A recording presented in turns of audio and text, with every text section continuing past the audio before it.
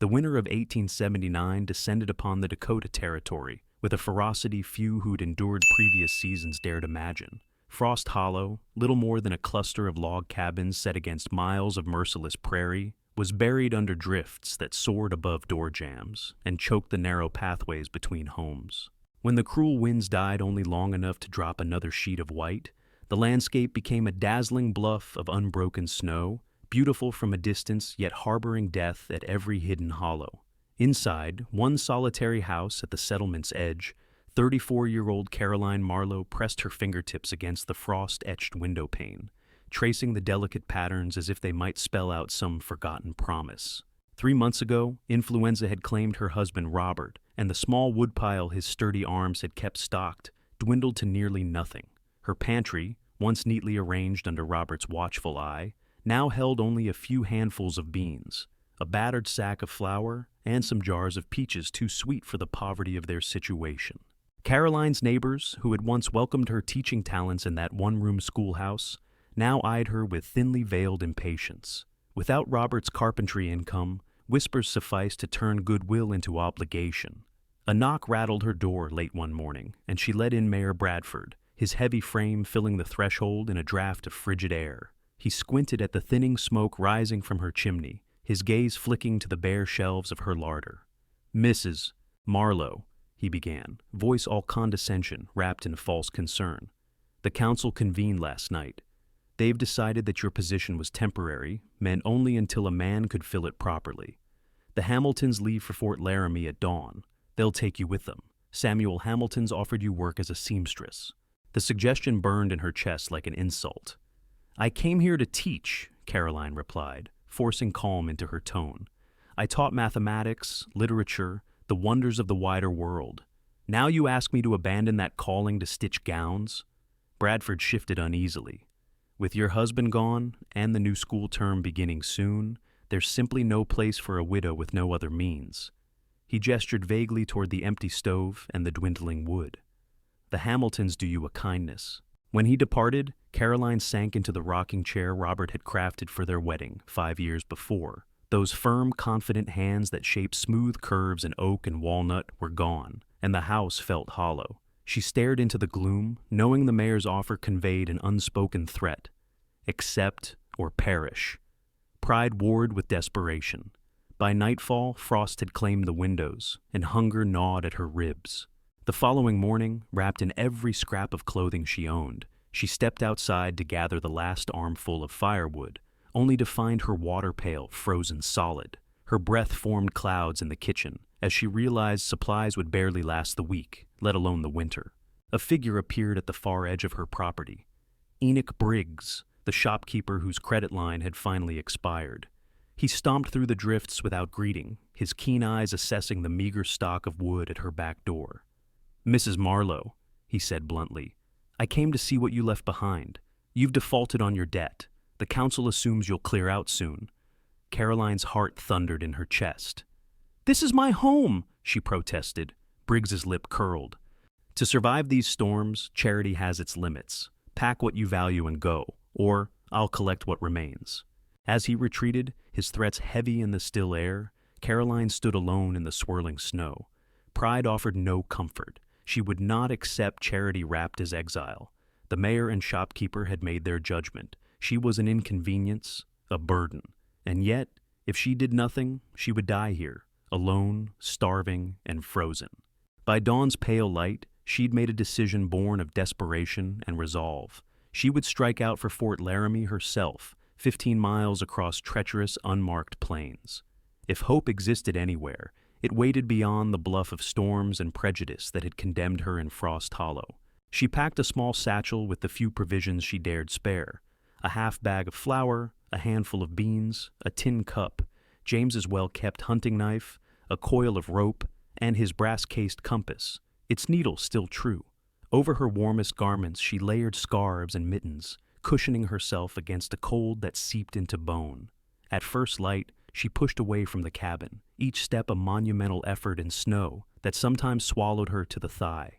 The wind flared up with sudden ferocity, tossing ice crystals like sharpened confetti, and Caroline fought to keep her bearings. The sun, a dull wash of white behind thick clouds, offered no warmth, only the faintest glimmer that day had arrived.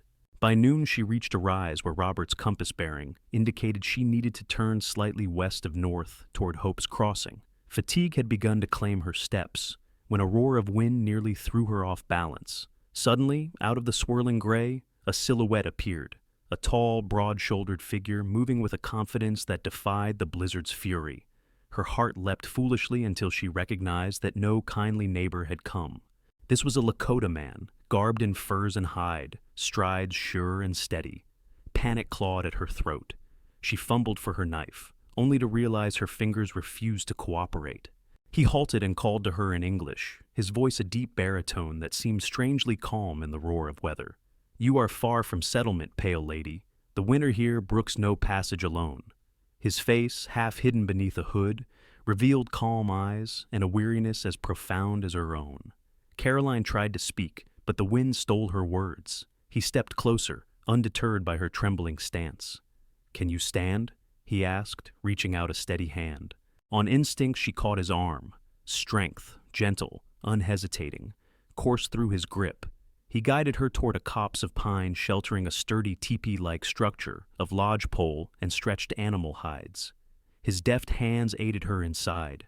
The sudden warmth that hit her cheeks brought tears to frozen eyes. As the flap closed behind her, muffling the storm, she collapsed against a wall of buffalo hides. When consciousness returned, crackling firelight danced on wooden poles overhead. He sat across a low pit in a circle of stones, repairing a hunting trap with practiced precision. Smoke curled up a simple hole in the roof. "You returned," he said without surprise. "I feared the cold had claimed you." Confused, Caroline only managed a whisper. "Thank you." He moved to ladle a steaming broth from a wooden bowl she'd never have believed possible to keep warm through such weather. As she sipped the rich, earthy liquid, the agony of her journey receded beneath a profound relief. The stranger offered her a seat beside the fire and introduced himself as White Elk, among his people simply Elk, though traders at Fort Laramie called him White Elk for the pale hide of his horse. In awe, Caroline realized she owed her life to a man whose very presence challenged every prejudice she carried. Outside, the blizzard raged on, but inside this simple teepee, she felt a strange certainty that this chance encounter might alter the course of her life more profoundly than any she had planned. Over the next hours, Elk tended the fire, while Caroline, still trembling, noticed the quiet order of the small camp. Every item, clothing, tools, dried meat, had its purpose and place. When the harsh wind finally lulled, Elk knelt before her with a small wooden cup. "Your body remembers the cold," he said, offering her a herb-infused broth that smelled of wild roots and berries. "It will need time to forget."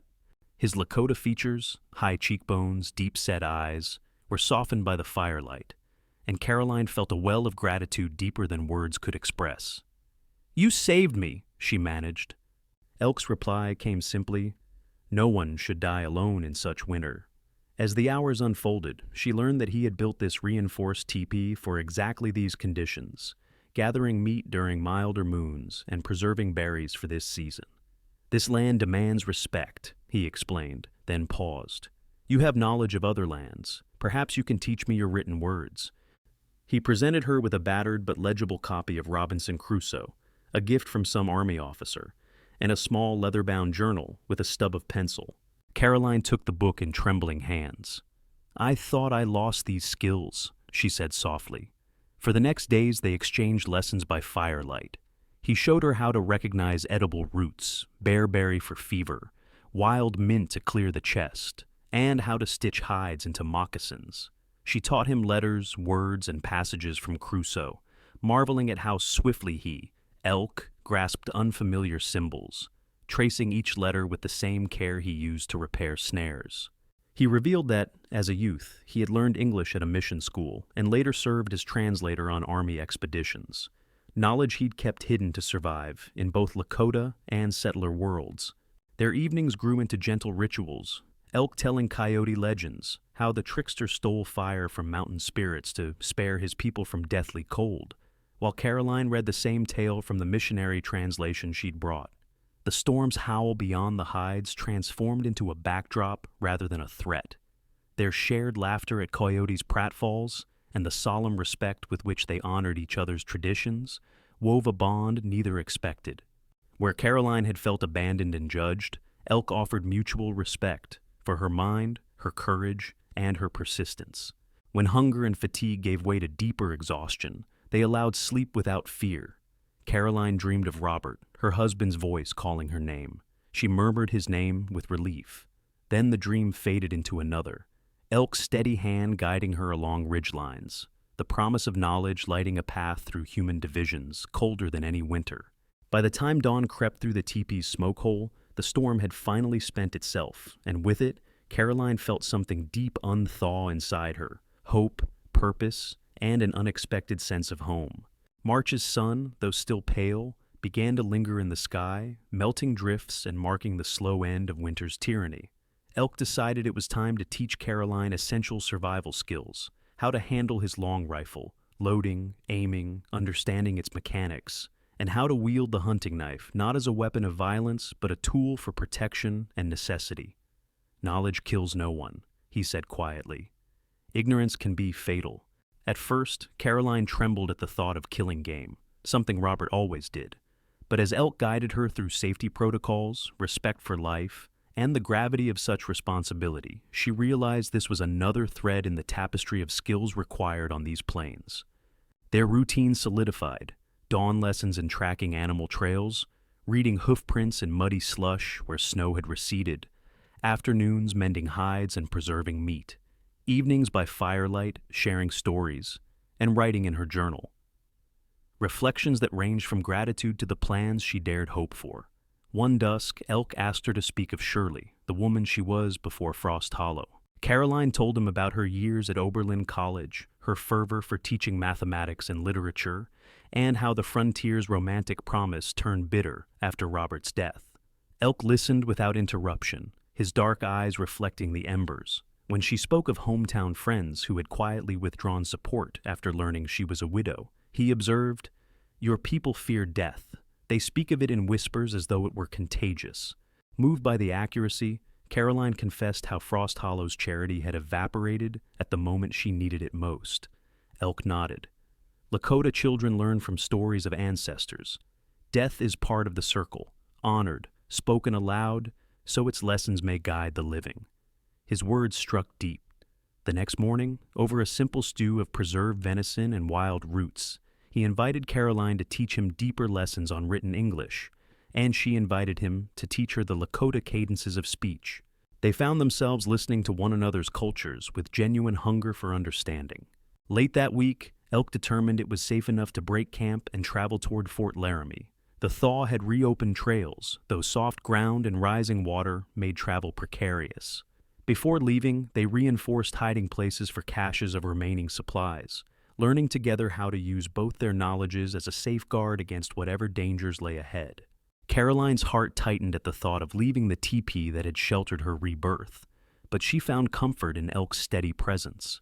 They would journey into a world where outsiders judged their partnership harshly, yet neither would deny the bond forged in winter's crucible. At dawn, they struck out along a newly visible Indian trail, Caroline secure in snowshoes she now mastered, Elk's rifle slung across his back. Soon, the faint rumble of life reached them, wagon ruts and voices echoing over frozen ground. From a rise, they spotted 3 riders, one dressed in army-issue coat, the others in civilian garb. Elk scanned their features before guiding Caroline out of direct sight. "Wait," he whispered, "let them pass." But the riders halted at the sight of Elk's graceful teepee frame. Lieutenant Foster emerged, flanked by 2 soldiers, disbelief etched on his face. When Caroline strode forward, knife concealed, hands visible, her posture unbowed, Foster called out, "Mrs. Marlowe." Her clear affirmation and confident gaze upended his assumptions. Elk stood back, calm yet watchful. Foster insisted on escorting them to Fort Laramie for debriefing, citing her welfare and an alleged report by some traitor. Caroline firmly explained she'd chosen to remain with Elk after her rescue, drawn by mutual respect and shared purpose rather than mere necessity. Meeting with Colonel Richardson in his sturdy Fort office, Caroline recounted her journey and the educational partnership with Elk. Richardson, A pragmatic soldier used to frontier complexities listened without interruption. When Caroline finished, he leaned back and said, "Your account differs markedly from the initial report. I'll warrant Lieutenant Foster's recommendation you stay at Reverend Williamson's mission while we determine permanent arrangements." The promise of respite mingled with awareness that their unusual alliance would be subject to intense scrutiny. At the mission house, Mrs. Williamson welcomed Caroline with gentle kindness. "You must rest," she said, offering Caroline a hot meal and a room warmed by a wood stove. As Caroline washed away the grime of weeks on the plains, she realized just how profoundly her world had changed. Frost Hollow had cast her out. The mayor and shopkeeper saw only a burden. But here, she encountered compassion guided by principle rather than prejudice. Elk's quiet dignity, his willingness to learn her ways as she learned his, had shown her a new vision of mutual respect between cultures at odds. That evening, Caroline waited in the mission parlor, wrapped in a borrowed shawl, her leather journal in hand. When Elk arrived, escorted by Foster's men to the Indian Agency building, his eyes brightened at seeing her. She rose and crossed to him, closing the distance that civility and protocol demanded. In that simple gesture, they affirmed a commitment neither intended to abandon, a partnership born of survival, strengthened by knowledge shared, and bound by respect deeper than any law or boundary. As the firelight flickered on their joined hands, Caroline thought of Emerson's words on self-reliance. To be yourself in a world that is constantly trying to make you something else is the greatest accomplishment. She had survived, yes, but more than that, she had forged a new self, one resilient enough to bridge worlds and compassionate enough to honor each. Whatever the future held, whether she taught at the mission school, served Lakota youth in spring camps, or struck out with Elk toward uncharted possibilities, she stepped forward with clear purpose and an unshakable sense of belonging. By late afternoon, Caroline and White Elk stood together beneath the modest sign marking the mission school at Fort Laramie, Reverend Williamson's House of Learning, where native and settler children were meant to sit side by side at simple wooden desks. The soft murmur of voices and the scrape of chalk on slate drifted through the open windows, a sound both strange and exhilarating after months of silence in the winter camp. Inside, Caroline arranged rows of books, Robinson Crusoe, arithmetic primers, geography charts, while White Elk hung his charts of animal tracks and star maps. The Reverend's wife, Martha Williamson, moved between them with quiet encouragement. "You two make a remarkable team," she told them, her eyes alight. "The children will learn more than letters and numbers. They'll learn understanding." That evening, Caroline walked the dusty lane beside White Elk, the red glow of the setting sun painting the adobe walls of the mission in warm hues. White Elk carried the satchel of supplies they had brought from their winter camp, bundles of tanned hides, cured venison, and the small leather journal he'd begun filling with English sentences. "You have given me words I never knew I needed," he said softly, pausing to study Caroline's profile. "And you," she replied, "have given me purpose beyond survival." Their shared journey, once forged by necessity, now pulsed with a new energy, the hope that education might heal divisions deeper than any treaty. But Fort Laramie, despite its promise of refuge, was also a crossroads of clashing interests. News arrived that prospectors, gold-fevered men drawn by rumors of rich veins in the Black Hills, had again violated treaty boundaries, drilling test shafts on sacred Pahasapa lands. Among them was Douglas Carter, the bearded trader who had first rescued Caroline and reported her presence to the militia. Word reached the mission that Carter and a ragged band of ranch hands intended to file a complaint, that a white woman was teaching Lakota children in defiance of social norms and respectable practice. The threat was clear. They would demand Caroline's removal and insist White Elk cease underground schooling. Caroline and White Elk convened in the mission's small upstairs parlor, maps and treaty documents spread across a narrow table. Martha Williamson brought them warm tea and a lantern, then left them to their planning. "We must face them," Caroline decided, her voice firm. "Hiding only confirms their assumptions." White Elk traced the boundary lines in simple pencil. "Their complaint will reach Colonel Richardson," he observed. "He will expect a proper resolution." Caroline closed her eyes, steeling herself against the inevitability of confrontation. "Then we meet them on the ground of truth," she replied. "We show that our work, our partnership, serves this territory better than idle finger-pointing." The following morning, a small crowd gathered in the mission yard. Settlers in dusty coats, mixed-blood traders, Lakota families wrapped in blankets, and 4 militiamen led by Lieutenant Foster, not in full uniform, but carrying rifles across their saddles. In the center stood Carter, his broad shoulders squared as he proclaimed his grievance. This school violates every custom of decent society. A white woman teaching Indian children. That's not education. It's a scandal. Murmurs rippled through the onlookers. Reverend Williamson stepped forward, voice calm but unwavering. Education transgresses no boundary of decency. It builds bridges where fear erects walls. Caroline moved to stand beside him, White Elk at her other side. "We have proof of permit and treaty allowances," she declared, producing a neatly typed copy of the 1868 Fort Laramie Treaty and the subsequent 1876 Amendment on Education Provisions. Carter sneered. "Treaties change, Missy. Progress demands adjustment." White Elk spoke then, his voice steady. "Progress without justice is conquest. You trespass on holy ground, and you trample on our children's future." His quiet dignity silenced the crowd. Lieutenant Foster raised a hand, calling for order. "This matter will go before Colonel Richardson," he announced. "All sides will present evidence." That afternoon, under a gathering storm of tension, they marched across the parade grounds of the fort to the colonel's headquarters. Richardson, his mustache bristling, his uniform immaculate, listened as Carter repeated his accusations. Children corrupted. White woman deceived by Indian sorcery. Caroline then presented testimony from Lakota parents who had voluntarily enrolled their children, praising Caroline's lessons in both English and traditional stories. White Elk read passages he'd written in English about the ancient Lakota value of shared wisdom. Martha Williamson provided attestations from settler families whose children had gained understanding and respect for Native culture. When Carter protested that this was ungodly, Richardson silenced him with a sharp glance. "This territory suffers from too few schools and too many misunderstandings," the colonel declared. "I recognize the mission's authority to educate. Mrs. Marlowe's position as instructor is hereby affirmed. Mr. Elk may continue teaching his people as he sees fit, with the mission's cooperation." Carter's face flushed with rage, but Foster stepped between them, discreetly raising a hand. "Sir, we must maintain order," he murmured. The colonel nodded. "We will not tolerate violence. Anyone who disrupts this peace will be treated as enemy combatant." Outside the headquarters, as sun broke through gathering clouds, Caroline and White Elk emerged to applause from both settler and Lakota spectators. Carter slunk away muttering about political correctness. Caroline's heart thrummed with relief, not only for her own vindication, but for the children now safe to learn without fear of expulsion. White Elk captured her hand in his own, the simple gesture affirming their shared victory. "Our school stands," he said quietly, "because here, for once, 2 worlds chose dialogue over division."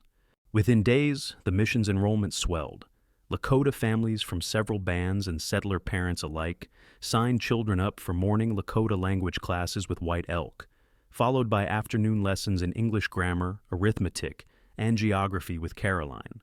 Reverend Williamson secured additional supplies, books, slate boards, ink, while Colonel Richardson quietly directed militia patrols to deter any further prospecting parties from trespassing. The promise of a permanent jointly run school took root. On the first clear spring afternoon, Caroline and White Elk stood hand in hand at the school's threshold as students spilled into the yard, laughter and chatter filling the air. The snowmelt had carved new streams across the prairie, yet the promise of green grass remained weeks away. Still, around the simple wooden building, people from very different histories stood united by a single conviction. That knowledge, freely shared, could outlast the fiercest storm. In the heart of America's untamed plains, a grieving widow and a Lakota hunter had not only survived winter's merciless brutality, but had forged a bond and a new beginning that neither abandonment nor prejudice could extinguish. As the children took their places on rough-hewn benches, Caroline began the day's lesson. 2 cultures radiant in the same classroom, and White Elk looked on with pride, knowing that this extraordinary partnership was only the first chapter of a story they would write together.